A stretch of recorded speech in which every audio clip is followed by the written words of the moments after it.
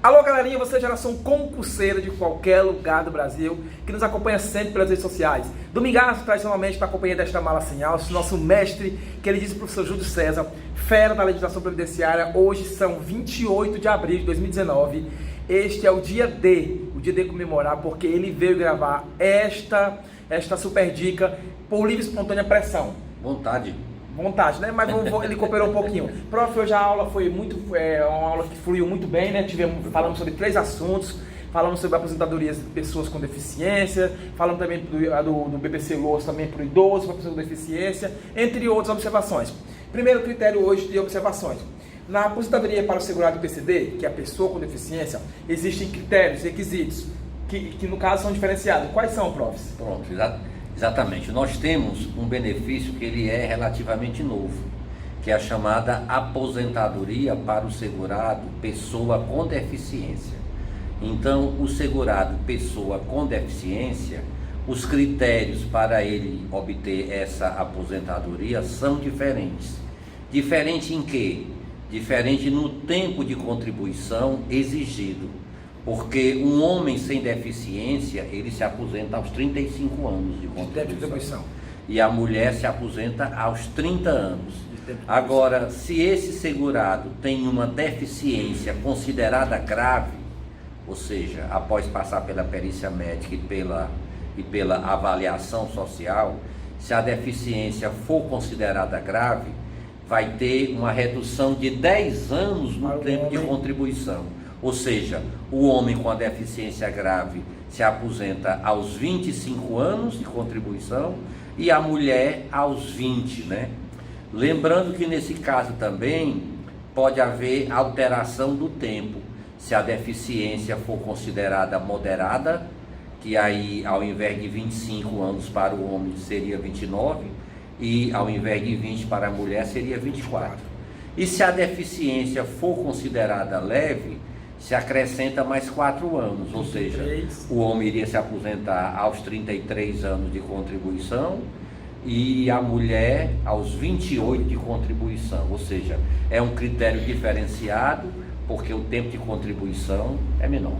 Também vale lembrar também que quem tem direito à aposentadoria para o segurado PCD são todos segurados, desde que esses segurados tenham o quê? Uma deficiência, né, prof? Perfeito. Tipo, tá empregado, acho que o trabalhador avulso, se não me engano. Todos eles, o CI, o empregado, o doméstico, o avulso, o contribuinte individual, o segurado especial que contribui para a Previdência e o segurado facultativo, se enquadrando nesse conceito de pessoa com deficiência, fará jus a essa aposentadoria. E falando também de deficiência, profissional também, ela pode ser física, mental, pode ser intelectual, visual, qualquer sensorial, tipo qualquer de deficiência. Desde também que seja a longo prazo, ou seja... No mínimo 2 anos, né? Então, isso aí é a perícia médica que vai avaliar esse critério, também devendo ser ressaltado que não predomina só a questão física, mental, também se verifica a situação socioeconômica do segurado. Por isso que ele vai fazer também, além da perícia médica, ele faz a avaliação social. Existe carência, existe tempo de contribuição? Como é por tempo de contribuição, continua existindo o requisito dele ter pago, dele ter contribuído por no mínimo 180 vezes. Então, no caso, tanto faz para o homem como para a mulher, exige-se essa carência chamada. Lembrando também que além da aposentadoria por tempo de contribuição, o segurado que tem deficiência, mas que pode trabalhar, ele também vai poder se aposentar por idade. Pode. E aí a grande diferença é que quando ele se aposenta por idade, nós temos a redução na idade de 5 anos, ou seja, ao invés do homem se aposentar aos 65 anos, ele iria se aposentar aos 60 anos. E ao invés da mulher se aposentar com 60 anos de idade, vai se aposentar com 55 anos de idade, desde que comprove 15 anos de contribuição na condição de pessoa com deficiência. Inclusive também, prof, hoje nós falamos também sobre aquela chamada convenção, que inclusive vale também lembrar, né, que na aposentadoria por idade, no caso, para pessoa com deficiência, não existe essa história de convenção. Pronto, um exemplo bem simples, vamos imaginar aqui. uma mulher contribuiu durante 19 anos para a Previdência Social e foi considerada uma deficiência grave. Que pede 20 anos. Que pede 20 anos, então para ela está faltando um ano. Um ano. Vamos imaginar que essa mulher tenha 4 ou 5 anos de contribuição na condição de pessoa sem deficiência. Aí nesse caso pode haver a conversão, que seria converter esse tempo de pessoa sem deficiência em com deficiência.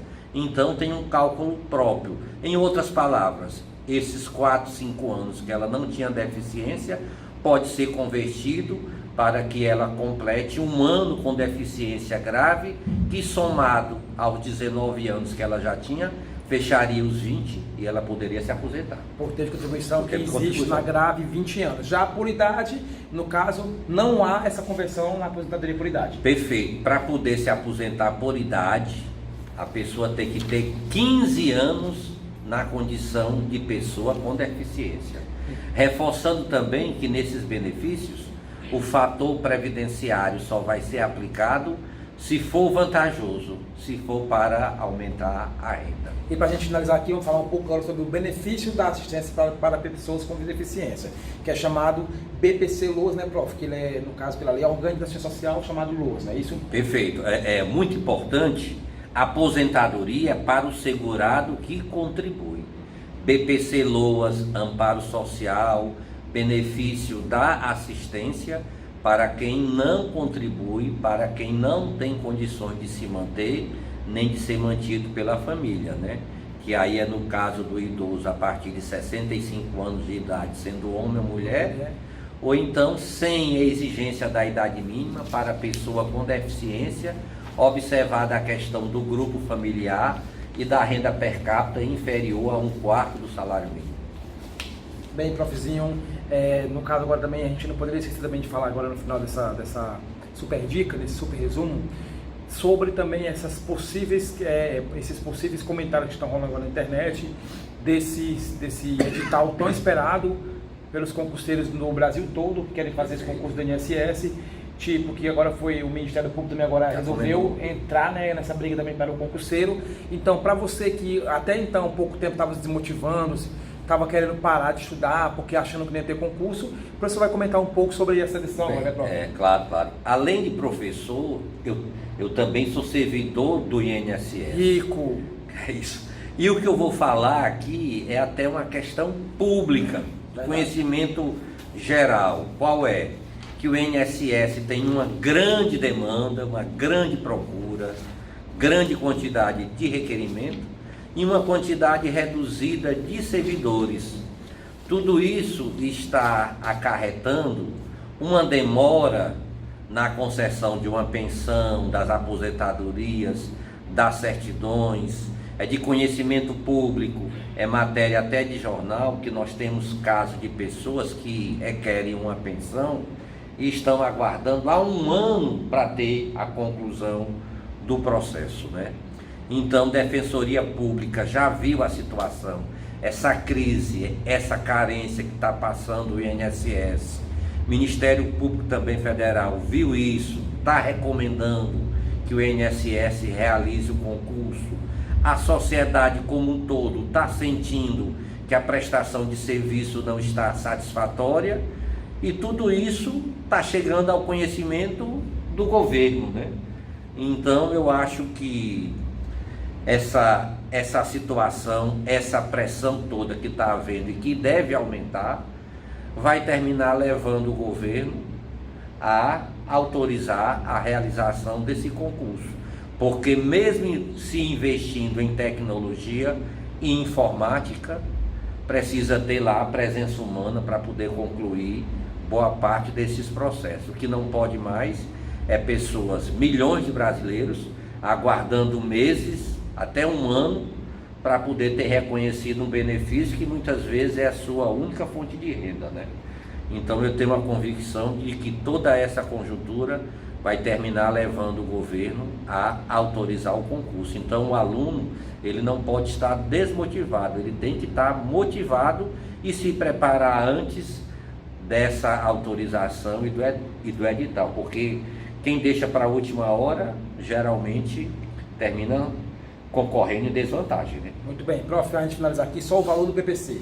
O valor do BPC para a pessoa com deficiência é de salário mínimo, não é isso? Perfeito. E no caso esse benefício está ligado à assistência social, mas existe a competência do INSS, né, que ele operacionaliza, ou seja, a pessoa solicitar tem que ir até uma agência do INSS, não é isso? Perfeito. Aí também tem até vou ter observação. Quem tem direito ao BPC LOA são os brasileiros naturalizados e os portugueses, devido àquele acordo que o Brasil tem. Existe, né?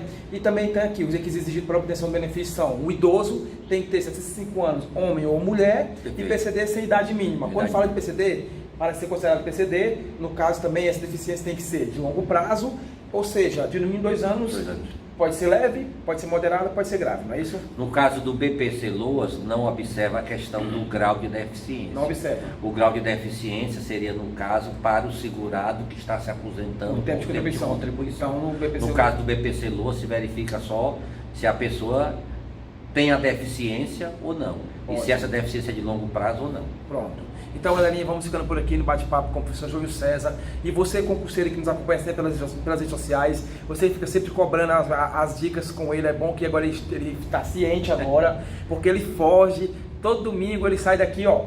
Mas bem, eu também dou até um desconto, assim, porque ultimamente o professor Júlio César tem tido também aulas em outros cursos da gente também aqui. E também, ultimamente, ele também estava dando um curso também para o pessoal aí que vai fazer um curso até maior do que o INSS, né, prof? A gente também, além de concurso para o INSS, a gente também ministra palestra para empresas, para entidades profissionais, assistentes sociais, etc. Bem, galerinha, geração concurseira, colégio de talento de concurso e professor Júlio César, antenado 24 horas, aquele abração para o senhor Vanderlei, lá do quiosque Samsung. Tio, beijão no coração do senhor e toda a sua equipe maravilhosa aí, o Léo também, tem o Xande, essa equipe maravilhosa. Mega Sigma Design, Carlos Amaral, obrigado também pelo carinho de indicação, sua esposa, filhos e família, e também restaurante da Priscila, beijo a todos vocês, beijo Tiradentes. Grandes conquistas começam aqui, prof. Eu estou gravando no meu Samsung Galaxy S10. Eu não tenho um S10. Mas tem um S9 Plus. Ele não trocou ainda porque não quis. Bem Tiradentes, grandes conquistas começam aqui. Valeu, prof. Obrigadão. Valeu, um abração.